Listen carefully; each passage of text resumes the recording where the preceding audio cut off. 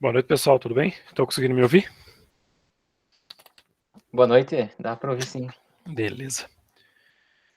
Então vamos lá, vou compartilhar minha tela aqui com vocês. Me avisem aí se vocês estão conseguindo visualizar os slides, só fazendo favor. Dá para ver também. Beleza. Pessoal, só lembrando que a partir de agora eu não consigo ver o chat, tá? Então se alguém mandar, melhor que se tiver alguma pergunta, algum comentário assim, que vocês interrompam ali, não tem problema. Pelo mic mesmo, porque o chat eu não consigo enxergar agora. Bom, vamos lá, pessoal. Mais uma vez, então, boa noite a todos aí. Estamos mais uma quarta-feira aí na nossa terceira aula da disciplina de sistemas operacionais. Começamos realmente o conteúdo na semana passada, lá onde falamos um pouquinho aí sobre os principais conceitos dos sistemas operacionais. Então só um pouquinho aqui, só para a gente dar uma relembrada do que a gente viu na aula passada. A gente viu sobre a parte da definição do SO, como é organizado um sistema operacional, vimos um pouquinho do histórico dos sistemas operacionais, como que eram os primeiros sistemas, lá de onde eles surgiram, até chegar nos sistemas aí que a gente tem hoje. Falou um pouquinho das duas principais tarefas que os sistemas operacionais fazem, né? Que é a parte da abstração dos recursos. Lembrando que a parte da abstração é aquela questão, por exemplo, você como programador, você não precisa se preocupar lá no hardware como as coisas estão funcionando. Por exemplo, se o teu software vai precisar salvar alguma coisa no banco de dados.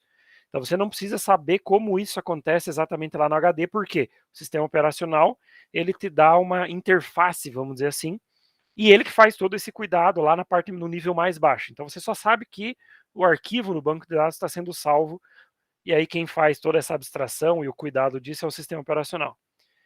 E aí também tem toda a parte da gerência de recursos, tá?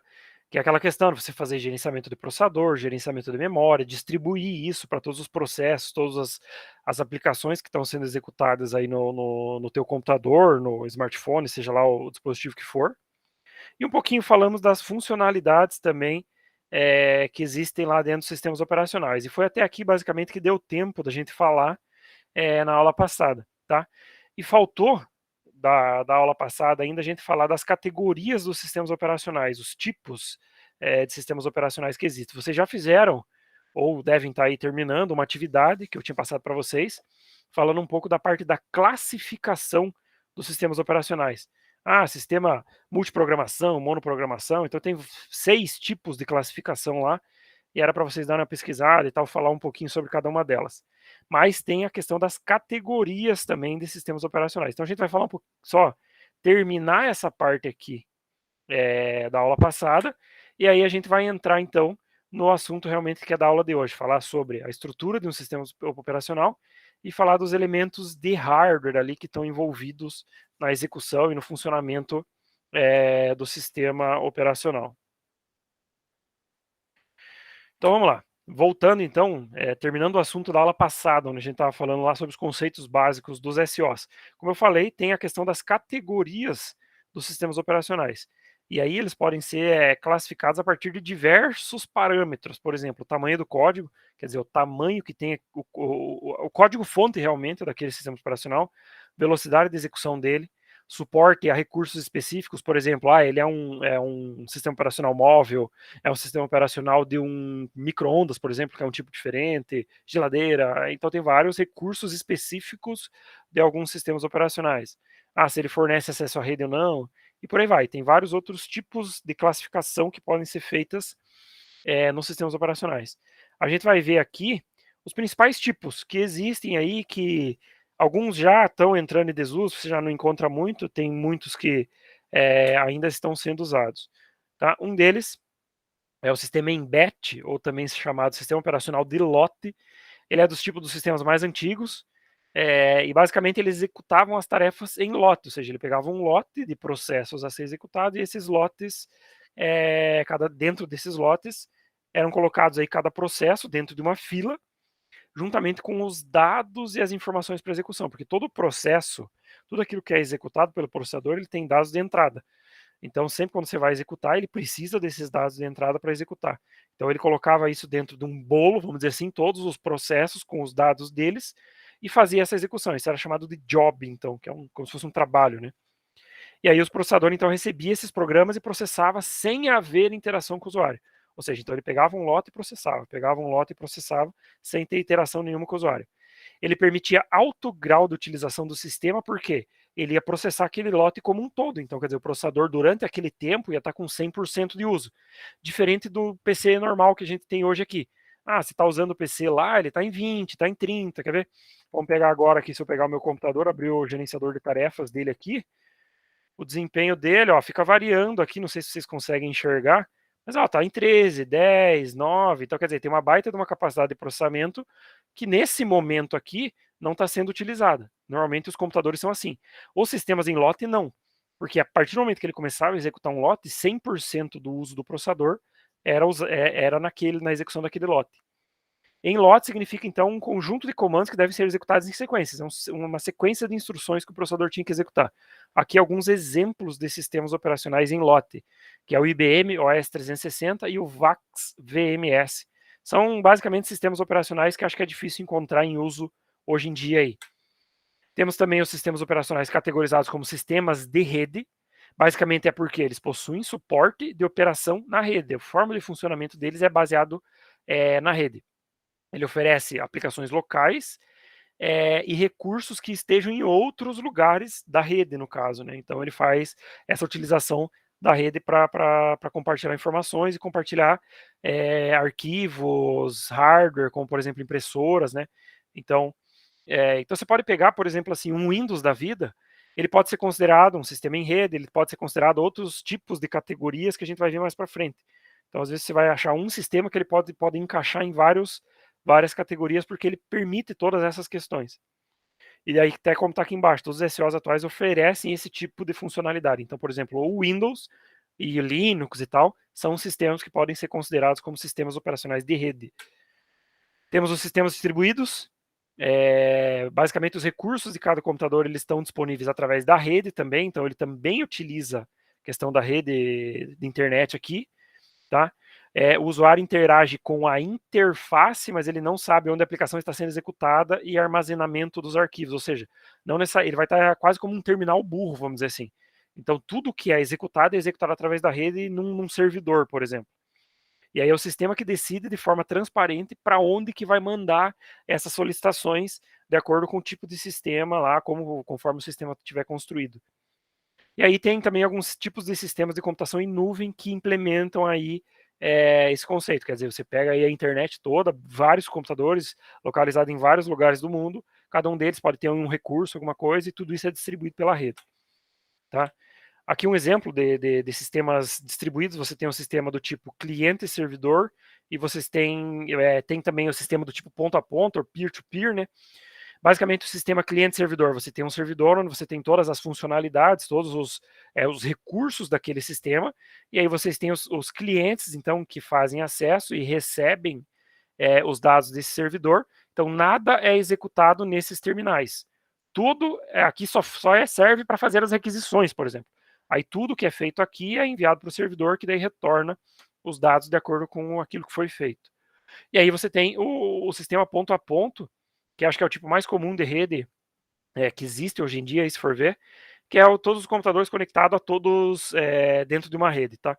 Então, cada computador possui o seu recurso, e aí se eu preciso, vamos supor, esse computador aqui está com a impressora, esse computador aqui está com outra coisa e tal, então se eu preciso imprimir, eu vou mandar para aquele, se eu preciso fazer outra coisa, eu mando para outro e por aí vai. Tá? Então, é só os dois tipos de sistemas distribuídos que existem aí. Temos também os sistemas multiusuário. Então, é um sistema que deve identificar o dono de cada recurso. O Windows implementa esse tipo de recurso. Tá? Então, você pode ter vários usuários no Windows, Linux e tal, e cada usuário vai ter um perfil de acesso. E aí, com isso, ele pode acessar determinados recursos, ou arquivos e outras coisas não. Normalmente, esse tipo de sistema você tem regras, né? Aquilo que pode acessar, e aí, obviamente, você vai ter o controle de acesso, de acordo com o nível de usuário que cada um tem. E você vai também impedir o uso de recursos por um dos usuários não autorizados. Então, por exemplo, eu tenho um usuário no meu Windows, eu tenho um arquivo lá que é só meu, não quero que ninguém mexa, Então eu vou definir as regras para acesso daquele arquivo, e aí ninguém que não tenha a minha usuário e senha, por exemplo, não vai conseguir, acessar esse arquivo. Tá? O tipo de sistemas operacional do tipo servidor, só ver que alguém entrou aqui. Tipo de servidor. Então, basicamente, ele faz gestão eficiente em uma grande quantidade de recursos, quase que entra na questão aqui do sistema distribuído cliente e servidor, onde vai estar tudo centralizado aqui nesse servidor. Então, tudo está nele, disco, memória, processamento, tudo que for feito, todos os recursos estão nesse servidor. Tá? E ele impõe daí prioridades e limites também na utilização desses recursos. E aí você tem essa questão aqui de acesso expirado, ou seja, quando você acessa um sistema operacional do tipo servidor, normalmente a tua conexão ela tem um tempo. Aí varia daquilo que é configurado, ela pode ser configurada para 5 minutos, 10 minutos, 20, sei lá. Estourou esse tempo, aquele acesso é expirado, se você quiser continuar utilizando, você tem que fazer o login de novo no servidor. Outro tipo de sistema é o sistema desktop, obviamente, esse é o sistema que a gente utiliza, o Windows e Linux aí tem vários tipos de sistemas operacionais voltados para desktop. Então é voltado basicamente para nós, usuários domésticos, tá? E a realização de atividades corriqueiras. Né? Então, tudo do mais básico e simples vai encontrar ali nos sistemas operacionais do tipo desktop. Ele normalmente oferece edição de texto, navegação na internet, reprodução de mídia, reprodução de vídeo e por aí vai. Tá? É mais assim, vamos dizer, para um lazer, atividade corriqueira do dia a dia. E o detalhe principal do sistema desktop possui uma. A gente até falou disso na semana passada, na aula, a questão do sistema operacional ter ou não interface gráfica. Tem alguns que têm, outros não. Normalmente, o sistema desktop, você vai ver que ele tem uma interface agradável, porque a ideia dele é para o usuário doméstico, aquela pessoa que não tem muito conhecimento de informática, sistemas e tal, e ela vai utilizar para o dia a dia dela. Então, você encontra basicamente o Windows, entra aqui, e você tem algumas versões também do Linux que são voltadas para usuários domésticos, como, por exemplo, a distribuição do Ubuntu, que tem a interface toda bonitinha e tal, que é mais voltada para usuários domésticos também.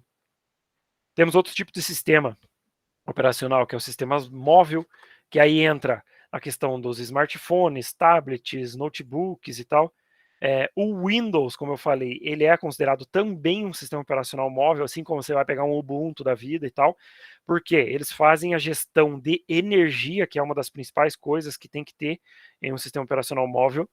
Ele trabalha muito com essa questão de conectividade, daí entra Wi-Fi, GSM, 4G, Bluetooth, NFC, que está bastante em alta agora aí, e muitos deles trabalham com a interação dos sensores, principalmente quando a gente vai falar aqui em smartphone e tablet. Então, por exemplo, o nosso smartphone está cheio de sensor lá, e o sistema operacional tem que cuidar desses sensores. Aí pega GPS, acelerômetro, sensor de luminosidade, o próprio sensor de touch, sensor de proximidade, e tem vários sensores que o sistema operacional tem que ser capaz de cuidar nesse tipo de sistema de sistema computacional móvel, né? Temos também os sistemas operacionais embarcados, aí que eu falei, por exemplo, no teu micro-ondas na tua casa, você tem um sistema operacional lá. Que tipo? Sistema operacional embarcado. Por quê? Ele foi criado um hardware específico para trabalhar com aquele micro-ondas, por exemplo, com aquela geladeira, com forno, sei lá, com fogão, enfim. E ele foi criado e montado especificamente para trabalhar com aquele hardware, tá?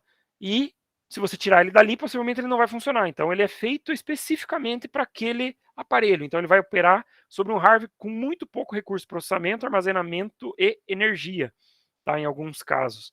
Basicamente, os tipos de aplicações aí, né, como eu estava falando, sistema de automação automotivo, você pega uma central de multimídia, por exemplo, em carros hoje, elas têm um sistema operacional, muitas delas são Android, outras existem outros tipos de sistemas.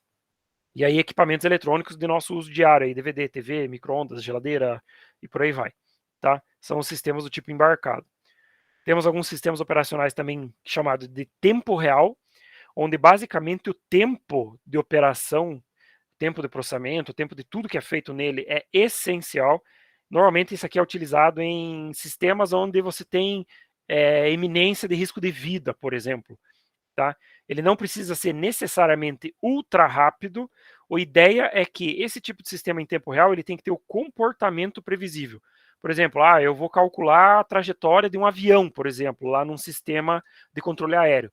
Então, quer dizer, eu tenho que saber quanto tempo aquele sistema vai levar para fazer esse cálculo. Isso tem que ser previsível, tá? Tanto nos melhores quanto nos piores casos. Por quê? Você precisa trabalhar com essa certeza de quando que ele vai conseguir saber e fazer as coisas. Basicamente, ele deve ser construído de forma a minimizar latências e tempo de espera. E esse tipo de sistema é onde o tempo de resposta também é considerado crítico.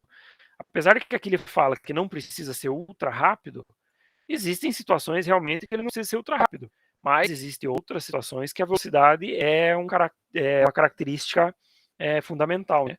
Existem aqui basicamente dois tipos de sistemas em tempo real: o Hard Real-Time System, onde você perder um prazo, você afeta seriamente o sistema. Vamos pensar aí, sistema de controle aéreo. Se ele perder o cálculo de trajetória de algum avião que está lá dentro do sistema dele, você pode aí ocasionar uma colisão entre dois aviões, por exemplo. Então, quer dizer, isso afeta seriamente o sistema e você vai ter consequências humanas, econômicas ou ambientais. Vamos falar aí, aqueles sistemas lá que tinha lá em Minas Gerais, naquelas minas lá que acabou rompendo aquelas barragens. Brumadinho, se não me engano, o nome do lugar. São sistemas que são considerados Hard Real-Time Systems, ou seja, que a vida de pessoas dependia daquele sistema. Obviamente, lá em Brumadinho foi um sistema que falhou e aí teve consequências aí catastróficas, né? E aí nós temos os tipos também de Soft Real-Time System, ou seja, a perda de um prazo ela pode ser percebida, mas você não vai ter consequência tão séria, ou seja, você não vai estar envolvendo risco de vida, tá? Então são tipos de sistemas aí que são bem específicos na utilização deles. Então, basicamente, isso aí, pessoal, era o que eu queria falar para vocês das categorias de sistemas. Existem outras categorias, se a gente fosse colocar ali, mas acho que acredito que as principais são essas. Alguma dúvida aí por enquanto? Se não, vamos seguir, então, para o assunto que realmente é a parte da aula de hoje, tá? Então, nós vamos falar aí hoje da estrutura de um sistema operacional. Como eu tinha falado para vocês na semana passada já, o sistema operacional, basicamente, ele não é um bloco único de software, ou seja, ele não é um único sistema que está rodando aí em cima do teu computador e é só isso. Basicamente, ele é composto por diversos componentes, diversos microsistemas, vamos dizer assim, que estão rodando, e cada um deles tem objetivos e tem funcionalidades complementares. Eu acredito que eu tenha mostrado para vocês, por exemplo, se eu abrir o gerenciador de tarefas do meu computador, eu vou ver a quantidade de processos e de coisas lá que estão executando aqui em cima do meu computador, principalmente nessa parte aqui, ó, processos do Windows, tá? Então, quer dizer, ele tem 97 processos do Windows que são específicos do sistema operacional. Daqui para cima, por exemplo, tem programas que eu instalei, drives de alguns dispositivos, placa de vídeo, por exemplo, e por aí vai. Mas a partir daqui, ó, eu tenho os processos do Windows, ou seja, aqueles processos que o meu sistema operacional está executando. E aí, basicamente, eu tenho um monte de sistema executando aqui embaixo. Então, por exemplo, agendador de tarefas, agente de conexão de rede, agente de tempo, aquisição de imagens, auxiliar de IP. E aí eu vou pegando um monte, ó, cliente de HCP, DNS, descoberta de SCDP. Cara, e aí vai, ó, a quantidade de sistema que está executando aqui junto com o meu sistema operacional, tá? Isso aqui são todos sistemas menores que estão rodando para fazer com que o meu sistema operacional funcione da forma como ele está funcionando aqui, tá? Todo sistema operacional é assim, você vai ter um conjunto de outros sistemas executando na parte mais baixa ali, vamos dizer, para fazer aquele sistema operacional funcionar como um todo. E aí, nós temos alguns dos componentes mais relevantes dos sistemas operacionais, e é esses componentes que são considerados parte da estrutura de um SO. Tipo, esses softwares que eu mostrei para vocês aqui no meu gerenciador de tarefa fazem todos parte da estrutura do Windows. Só que aí, obviamente, eles têm cada um a sua Windows, Linux e tal, cada um tem a sua particularidade. O que interessa para nós é saber os principais, tá? E aí o que a gente vai ver? Quais são esses principais, então, que é o núcleo, o código de inicialização, os drivers e os programas utilitários, tá? Então, todos esses componentes fazem parte aí da estrutura principal do sistema operacional. Então, o primeiro deles é o núcleo ou kernel do sistema. Normalmente, quem mexe muito com Linux, o cara fala já esse nome aqui, kernel, porque é padrão aí de trabalhar com Linux e falar esse termo de kernel, tá? Basicamente, o núcleo, ele é o coração do sistema operacional. Basicamente, é nele que está aquela parte do que eu tinha falado para vocês, da gerência de recursos, gerência de hardware, abstração de hardware e tal. Eu acredito, é feito aqui também nessa parte do núcleo. E basicamente ele que implementa então as principais abstrações para os aplicativos. É aquela ideia que eu comentei, que você vai programar, você não precisa se preocupar com o que está acontecendo lá no nível mais baixo do teu hardware. E aí nós temos também o código de inicialização, que é uma outra componente da estrutura do sistema operacional, também conhecido como bootcode, tá?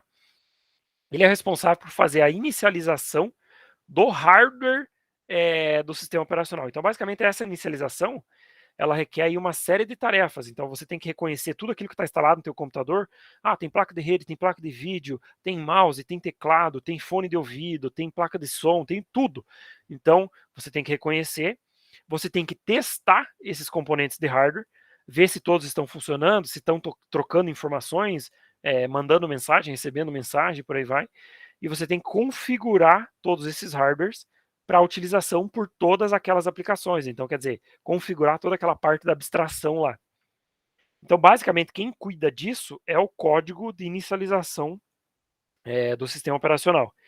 E é ele também que é o responsável aqui por fazer o carregamento do núcleo do sistema na memória. Então, é ele que vai pegar esse núcleo, que é o coração do sistema operacional, e vai carregar ele na memória para depois iniciar, então, e fazer a execução do núcleo do sistema operacional, tá? Outra parte muito importante dos sistemas operacionais são os drivers, tá? Eu acredito que todo mundo deve já ter ouvido muito sobre esse termo aqui, driver. Então, tudo aquilo que você compra, comprei um mouse, aquele mouse ele vai ter um driver para que você consiga utilizar ele no teu sistema operacional. Comprei uma placa de vídeo, aquela placa de vídeo tem um driver para fazer ela usar. O que é esse driver? Basicamente, os drivers, eles são módulos de código específicos para você acessar e controlar aquele hardware que você está querendo usar. Então, por exemplo, se eu quero usar minha placa de vídeo, eu preciso do driver, que é o controlador dela, específico para o sistema operacional que eu estou utilizando, no caso o Windows. Quem que faz isso? Quem que faz a criação desse driver é o próprio fabricante. Então, por exemplo, assim, os fabricantes eles vão pegar os sistemas operacionais mais utilizados aí no mercado e eles vão preparar os drivers deles para esses sistemas operacionais. Então, normalmente você vai encontrar driver para Linux, para Windows, para macOS, por aí vai, tá? E aí você tem normalmente um driver para cada dispositivo no teu computador. O teu HD, ele tem o teu disco SATA, ele vai ter um driver. As portas USB do teu PC, elas têm um driver, tua placa de vídeo tem um driver, tua placa de rede, tudo aquilo que você tem de uso de hardware no teu PC, você tem um driver rodando ali no sistema operacional para fazer com que esse hardware funcione. Como eu falei, esse driver normalmente ele é fornecido pelo fabricante, então normalmente você compra isso separado, vem um CD ou você tem um site lá para download desses drivers. Ele normalmente é criado em linguagem de máquina, então já imagine que para você fazer a programação desses drivers não é algo tão simples, porque você vai ter que programar ele em linguagem de máquina baseado naquele sistema operacional onde vai ser utilizado, porque ele é acoplado então no sistema operacional, então ele tem que ser específico para Linux, específico para Windows e tal. Você vai ter um driver para cada, tá? E ele então vai controlar tudo aquilo que roda aí na parte de hardware do seu computador. E temos também os programas utilitários. Já falamos um pouco desses programas utilitários na semana passada também. Basicamente, os programas utilitários são aquele conjunto de software que facilita a utilização do SO. Esses programas utilitários aqui não necessariamente são aqueles programas que a gente instala, tá? Então, por exemplo, eu instalei o editor de texto no meu PC. Não necessariamente, nesse caso aqui da estrutura do SO, ele é considerado um programa utilitário. Os programas utilitários do sistema operacional específico, que entram aqui na parte da estrutura do SO, são aqueles que a gente utiliza especificamente no SO. Por exemplo, você tem a parte de formatação de disco e mídia, que todo o sistema operacional ele tem um software para fazer isso. Você tem um software para você configurar os seus dispositivos. Por exemplo, vamos pegar aqui no Windows. Se eu pegar o meu computador, for nas propriedades dele aqui, eu tenho a parte de gerenciamento de dispositivos aqui, ó, onde eu consigo fazer o controle dos meus dispositivos. Então, quer dizer, isso aqui é um programa aplicativo do Windows, tá? Eu tenho toda a parte de manipulação de arquivos. Então, por exemplo, a manipulação de arquivos do Windows é esse explorador aqui, mais conhecido como Explorer, tá? Então ele que é o responsável por fazer a manipulação de todos os arquivos no Windows. Você tem a parte de interpretador de comandos, aqui no caso do Windows é o CMD. Então, quer dizer, isso aqui é um programa utilitário do Windows. Você tem a parte do terminal, que é quase junto aqui, vamos dizer. Você tem toda a tua interface gráfica, você tem a tua gerência de janelas, e por aí vai. Então você tem diversos sistemas. Quer ver? Eu vou pegar aqui o sistema do criar e formatar partições do disco. Então, ó, o gerenciamento de disco. Isso aqui é um software aplicativo do Windows que serve para você fazer, formatar e brincar aí nos teus discos que estão instalados lá no teu hardware. Então lembre, quando você fala em estrutura de um sistema operacional, os programas aplicativos não são aqueles que a gente instala, são aqueles que dão mais funcionalidades para o nosso sistema operacionais, como essas que estão nessa lista aí que eu falei para vocês. E, cara, aqui entra um monte de coisa. Você tem vários tipos de sistemas aí que podem ser utilizados para as mais diversas finalidades, né, dentro de um sistema operacional. Beleza? Então, essa parte aqui, esses 4 componentes são os principais aí de um sistema operacional, certo? Continuando, falando um pouquinho sobre como que funciona essa estrutura de um SO. Então, como que essas partes, como que esses caras se relacionam entre eles. Então, a gente tem aqui quase como um fluxograma aí, para a gente entender aonde que entra cada uma dessas coisas. Então, no nível mais baixo aqui desse quadro, a gente encontra os dispositivos físicos, ou seja, o hardware lá do nosso computador, tá? Aqui dentro da nossa placa de vídeo, nossa placa de rede, as portas USB, placa de som e por aí vai, tá? Por cima desses dispositivos, nós temos os drivers deles, ou o controlador físico, que é o cara que está controlando cada um daqueles hardwares. E a partir aqui de cima, veja que a gente tem uma divisão entre software e a divisão de hardware. Então, a partir do momento que a gente divide aqui hardware e software, a gente entra toda essa parte cinza que está aqui, ó, é o que é considerado realmente o nosso sistema operacional, tá? Então, toda essa parte que eu circulei em vermelho aqui é o nosso sistema operacional. Então, perceba, ele está rodando quase que diretamente aqui em cima do nosso hardware lá, em cima dos controladores deles, tá? Aí, no nível mais baixo do nosso sistema operacional, então, nós temos o quê? O código de inicialização, que a gente falou ali, que é o cara que é responsável por carregar tudo na memória e fazer toda a inicialização do hardware. Nós temos os drivers dos dispositivos, que opera junto com os controladores deles, tá? Então, para fazer todos os drivers funcionar. E aí, logo por cima, então, do código de inicialização e dos drivers, nós temos o núcleo, tá? Eu até vou riscar ele aqui com uma cor diferente. Vou pegar esse azul aqui, por exemplo. Então, esse cara aqui, circulado em azul, é o núcleo do nosso sistema operacional, tá? Aí dentro desse núcleo é onde a gente tem as principais funcionalidades lá do nosso sistema operacional. Gerência de tarefas, gerência de proteção, gerência de arquivo, gerência de energia, gerência de memória e os protocolos de rede. Tá? Então aqui é onde realmente está o coração do nosso sistema operacional. Em cima disso, ou seja, em cima do núcleo, nós temos os nossos programas utilitários, que são aqueles programas que eu falei para vocês ali, que não necessariamente é os programas que a gente instala, mas que dão certas funcionalidades a mais para o sistema operacional. E aí fora, ó, percebam que aqui já está fora da área cinza, que é o nosso sistema operacional. Aí nós temos os aplicativos, que esses sim são os programas que a gente instala. Aí pode ser os jogos, o editor de texto e por aí vai. Tá? Todos os nossos sistemas que estão rodando então em cima do sistema operacional. Então, basicamente, a estrutura de um sistema operacional funciona como está descrito aí nesse quadro, certo?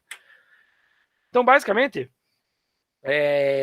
o núcleo do sistema operacional, como eu falei lá, que é a parte do coração do sistema operacional, ele sempre utiliza um modo especial de operação no sistema.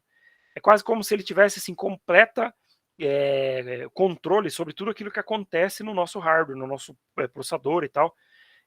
Então ele tem esse modo de operação especial, era chamado modo privilegiado ou modo sistema. Ou seja, tudo aquilo que ele precisa fazer, ele sempre vai conseguir fazer. Tá? Os demais programas, aí entra os programas de aplicação do próprio sistema operacional e os nossos aplicativos, eles utilizam o que é chamado de modo usuário, ou seja, eles não têm todo o controle do hardware.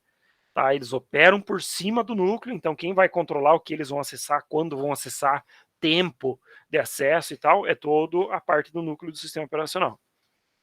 Normalmente, sistemas operacionais reais, eles têm uma estrutura conforme essa figura anterior que eu tinha mostrado aqui para vocês. Obviamente, isso aí é muito mais complexo, tá, pessoal?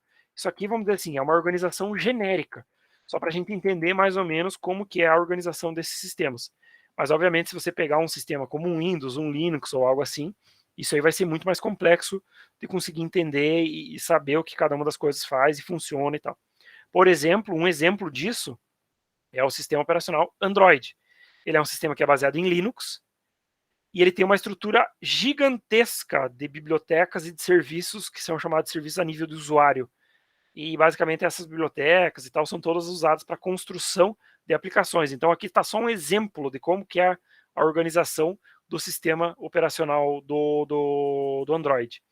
Então você tem um monte de coisa, começa aqui com a parte de, aqui bem na base, gerenciamento de energia, aí entra toda a parte dos drivers do Linux, então entra drive de áudio, do keypad, da memória, USB, Bluetooth, por aí vai, toda a parte do hardware. Aí mais algumas coisas aqui, você tem a camada de abstração do hardware, daí você tem camada de abstração para o áudio, para o Bluetooth, para a câmera, para os sensores e tal. Em cima disso, daí começa a rodar algumas outras coisas. Você tem o Android Runtime, as bibliotecas C e C++, que daí essas bibliotecas que dão um suporte para você construir aplicativos, assim como as bibliotecas do Java aqui. Aí você tem os sistemas de aplicativos lá para cima, que é o discador para você poder fazer chamada, teu e-mail, teu calendário, a tua câmera. Então, percebam, é um sistema muito mais complexo do que esse tipo aqui que eu mostrei para vocês. Então, isso aqui é mais uma característica mais didática, assim, vamos dizer, só para a gente entender como que funciona e como que é a estrutura de um sistema. Algumas outras coisas que entram dentro da estrutura de um sistema operacional também. O sistema operacional, ele sempre usa políticas para o seu funcionamento, tá? Isso é mais voltado ali num aspecto mais abstrato de alto nível, ou seja, dentro dessas políticas é onde vai ser definida, onde vai ser decidido quanto de memória cada aplicação vai ter, quanto de processamento, qual que é o próximo pacote de rede que vai ser enviado, qual que é o próximo pacote para o teu monitor, para a tua impressora e por aí vai. Tá? Então todo sistema operacional ele tem políticas e essas políticas fazem essas decisões aí desse tipo de controle. Tá? O sistema operacional ele também trabalha com mecanismos, tá? Que aí é um procedimento de mais baixo nível e ele é responsável por implementar essas políticas. Tá? Então as políticas você tem, cada software vai receber tanto de memória, vai receber tanto de processamento. Quem vai fazer esse controle são os mecanismos daí, né? Tá? Aí ele vai se preocupar também, por exemplo, como iniciar um processo, enviar um pacote de rede de forma física mesmo, como que ele vai fazer isso e por aí vai. Basicamente, a filosofia na estrutura de um sistema operacional é separar políticas de mecanismos, ou seja, você fazer uma separação de um para outro aqui. As políticas elas devem ser independentes dos mecanismos e os mecanismos eles devem ser genéricos para várias políticas. Só uma parte mais teórica aí sobre o funcionamento da estrutura de um sistema operacional. E agora a gente vai falar um pouquinho sobre a parte dos elementos de hardware que fazem parte que são os responsáveis ali por fazer o nosso sistema operacional executar. Basicamente, o SO ele executa diretamente sobre o hardware, como eu já tinha falado e mostrado ali naquele quadro para vocês, e ele faz toda aquela questão da abstração e da gerência de recursos, como eu tinha explicado para vocês já na semana passada e um pouquinho hoje também. Basicamente, para que o SO ele consiga cumprir essas funções dele, então as duas principais, como eu falei, são a abstração e o gerenciamento, ele precisa que o hardware forneça algumas funcionalidades básicas para eles. Então a gente vai falar um pouquinho sobre a arquitetura do computador. E aí, não vai dar tempo hoje, então na aula que vem a gente vai falar sobre a parte das interrupções e exceções e os níveis de privilégio aqui. Então hoje a gente vai terminar aqui essa aula com a parte da arquitetura do computador só. Então basicamente a arquitetura do computador, ou um computador típico, vamos dizer assim, ele sempre vai ter um ou mais processadores, que são responsáveis aí pela parte de execução. Você tem uma ou mais áreas de memória, que daí são responsáveis pela área de armazenamento e fazem auxílio, no caso das memórias RAM, por exemplo, a execução, tá? E nós temos aí os periféricos, que fazem tanto parte de armazenamento e comunicação, tá? A maioria dos computadores monoprocessados, ou seja, aqueles que têm um único processador, que a maioria dos computadores que a gente tem hoje, ele segue uma arquitetura que veio aí dos anos 40, que é chamada arquitetura de von Neumann, certo? E as principais características dessa arquitetura, da arquitetura de von Neumann, é que você tem um programa armazenado, tá? Então, normalmente um programa, quando ele está sendo executado, ele vai residir na memória do computador, juntamente com seus dados, porque isso agiliza o tempo da execução dele. Então, pensa, se todo programa que você fosse executar no teu computador, ao invés dele fazer o carregamento na memória, ele fizesse pelo HD. Então, o tempo de leitura de uma memória RAM para o tempo de leitura e escrita de um HD é muito menor, o tempo do HD. Então, por isso que eles residem na memória, justamente para que o processo ali, o processamento fique mais rápido.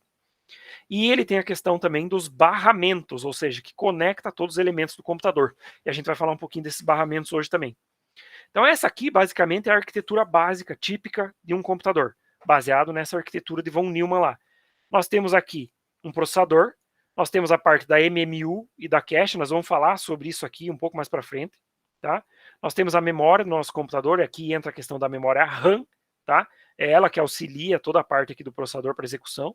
E aí nós temos aqui os dispositivos de entrada e saída, nós temos monitor, teclado, nosso disco, placa de rede, placa de vídeo e tudo por aí. Como que esses caras todos se conectam? Eles têm 3 barramentos, basicamente, para fazer a troca de informações deles. Um deles é o barramento de endereços, o outro o barramento de data ou dados e o barramento de controle. Tá? A gente vai ver cada um desses barramentos aí na sequência. O processador, ele é o elemento central dessa arquitetura.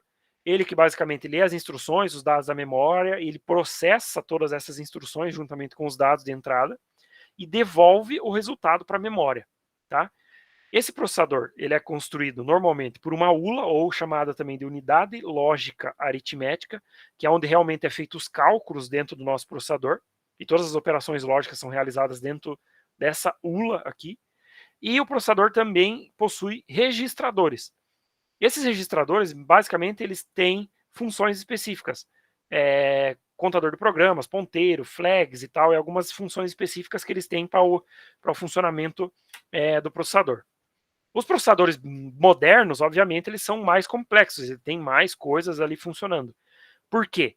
Eles possuem diversos núcleos, então você pega processadores hoje aí que, por exemplo, um Ryzen Threadripper lá, que é um processador que tem 64 núcleos de processamento. Por exemplo, o processador que eu tenho aqui é um processador mais simples. Eu tenho um processador de 6-core processor, ou seja, ele é um processador que tem 6 cores de processamento, e cada um deles você pode fazer o processamento de informações aí. Cada core desse, você existe ainda dentro processadores lógicos, ou seja, é como se eu tivesse um processador dentro de um processador. Ou seja, no meu computador aqui, esse meu processador, ele tem, como eu falei, 6 cores, só que ele tem, que é chamado de 12 threads. Veja aqui embaixo, não sei se vocês enxergam aí, mas está escrito aqui, ó, processadores lógicos 12.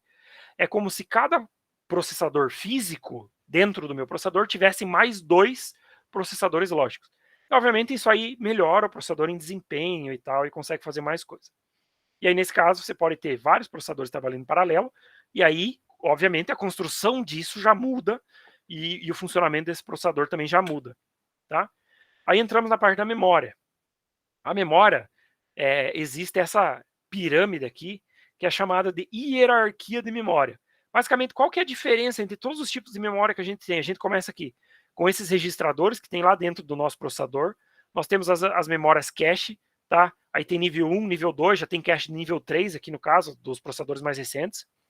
Aí nós temos aqui a memória RAM, nós temos os daí tipos de dispositivos de armazenamento, daí, por exemplo, a BIOS da nossa placa-mãe, os discos removíveis, o armazenamento de rede e o nosso disco rígido aqui, ó.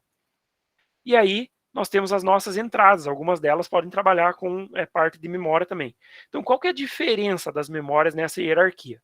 Basicamente, a diferença delas é em capacidade, velocidade, transferência e custo. Tá? Qual que é a ideia?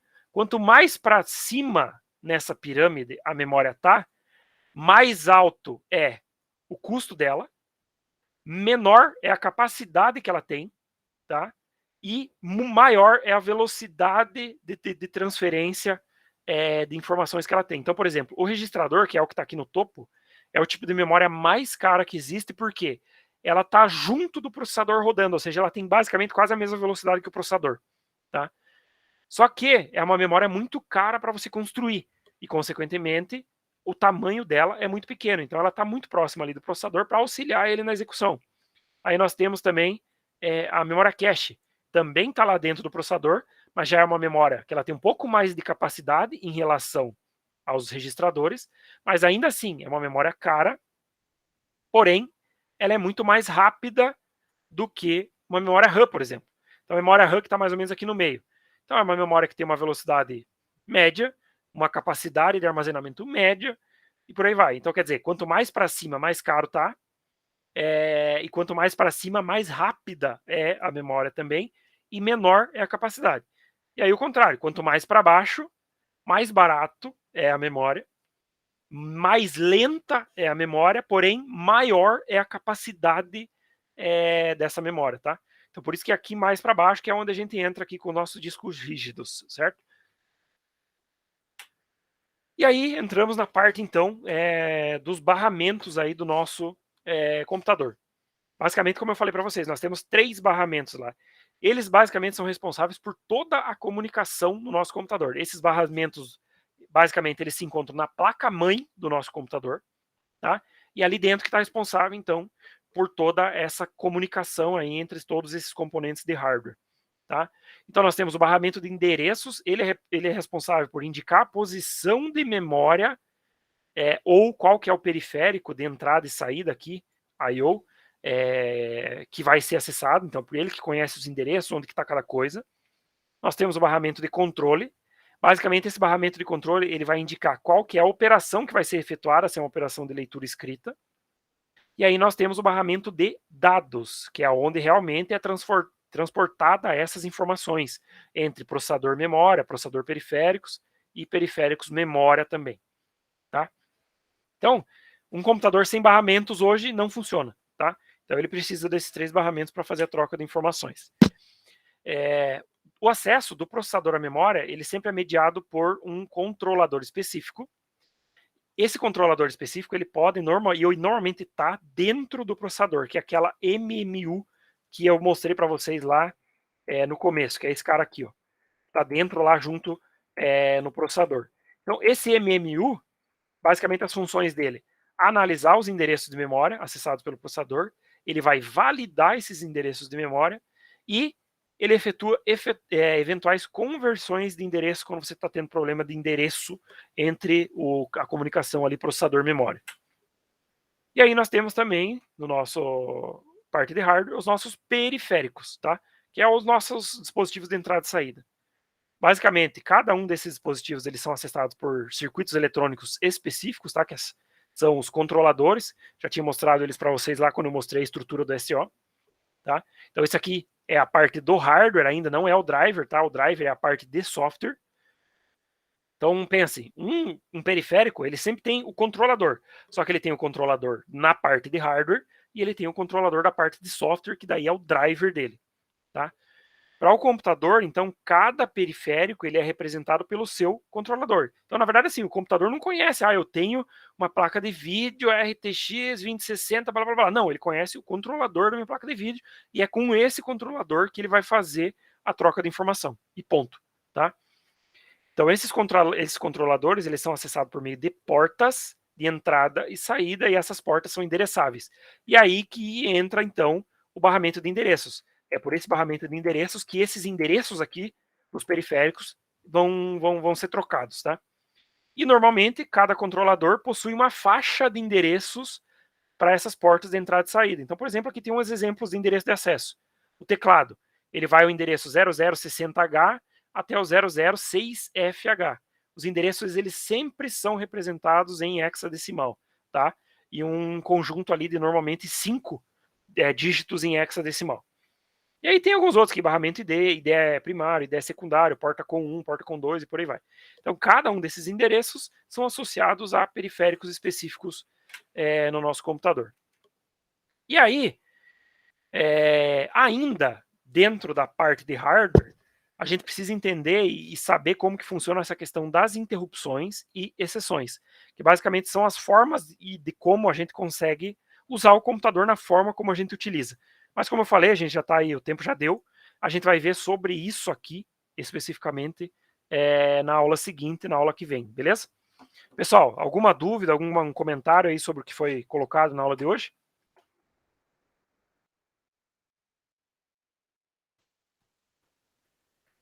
Se ninguém tem dúvidas, agradeço a presença de todos aí na aula. Deixa eu só tirar um print aqui da lista de presença. E aí estão liberados para a aula de hoje. Só fiquem atentos lá daí depois. Hoje ainda não, possivelmente amanhã eu vou postar para vocês daí o vídeo dessa aula, tá? E vou postar também a atividade daí para essa semana que vocês vão ter que fazer. Beleza? Pessoal, tirei o print aqui. Se ninguém tem dúvidas, então estão liberados para a aula de hoje. Beleza? Um abraço para vocês e uma boa semana aí.